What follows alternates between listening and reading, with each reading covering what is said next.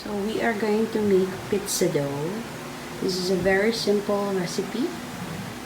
We will start with your yeast. That's 2 teaspoons and 1/4.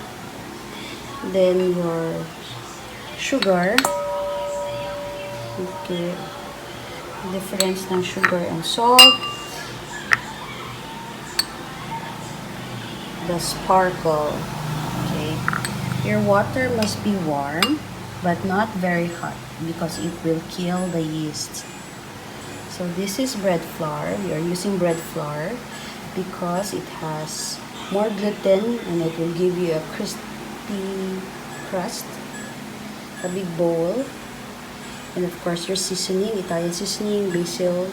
You can use garlic and of course olive oil. So we have our tools here.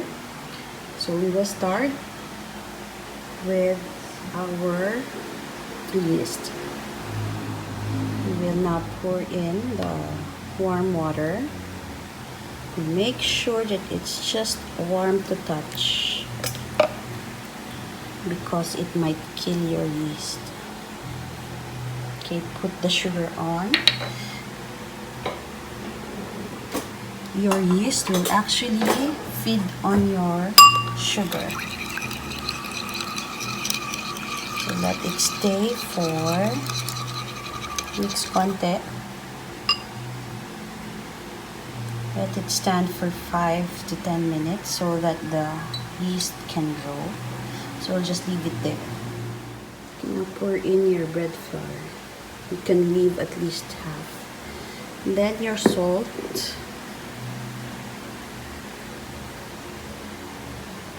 So it's a one-man show. Mix it well. At this point, you can actually add flavor like garlic or any other flavor you want. So I'm putting in my Italian seasoning.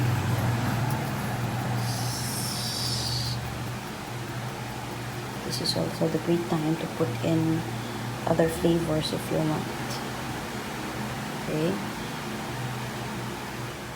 So 5 minutes have passed and this is our active yeast already. We have done this method just to ensure that our yeast is still active, because if we do not properly store our yeast, it will dry out or it will be inactive and will actually have a different result than any of your dough or any bread recipe that you have.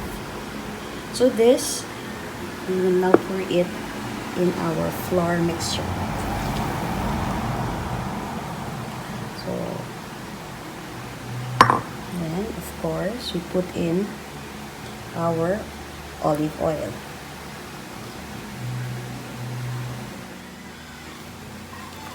Okay. So we are trying to mix everything. We have not incorporated the whole flour recipe yet.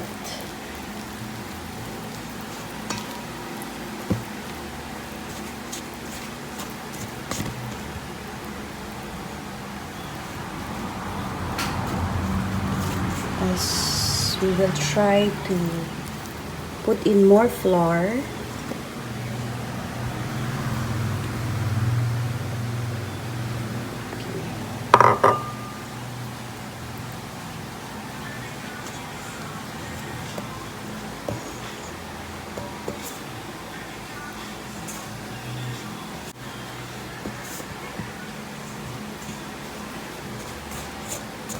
I have already washed my hands and we will now start at least making this into a bowl first. I have now started kneading.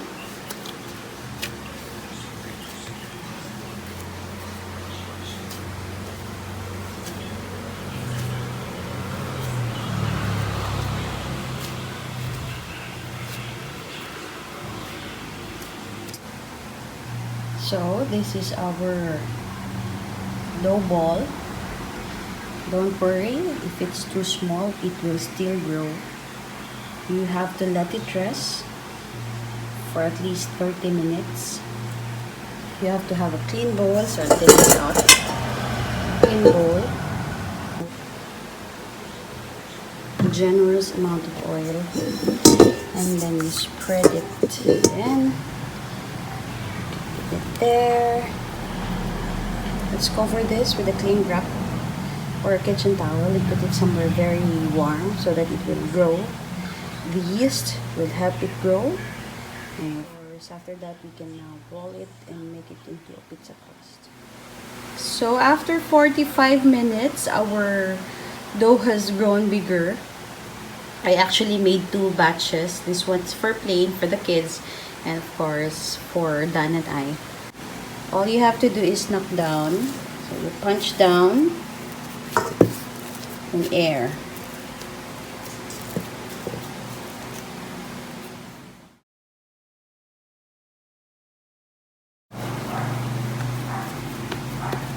But you will need a rolling pin. So you can also do this without the rolling pin and just let your hands do the work. But since I have this, so let's use this.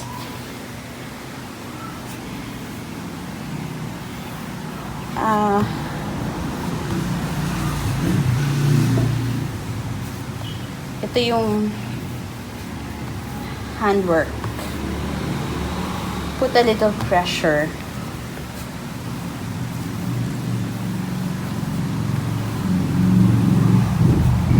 On your dough so that it spreads out evenly.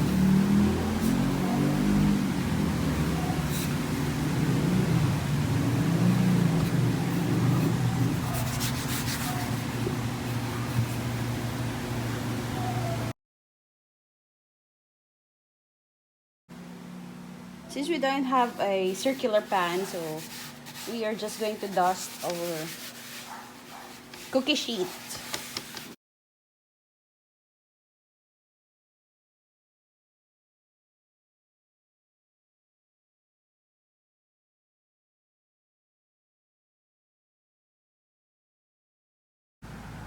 So now that our dough is already in place, we can now put all our ingredients.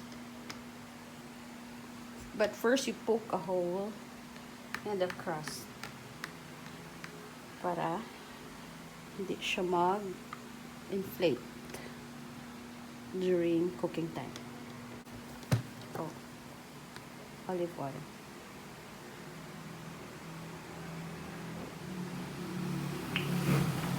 So our crust is now drizzled all over with olive oil. We're going to put our pizza sauce, tomato sauce.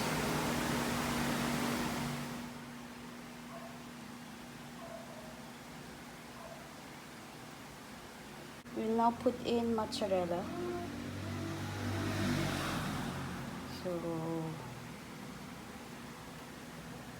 this will, so we are adding blue cheese.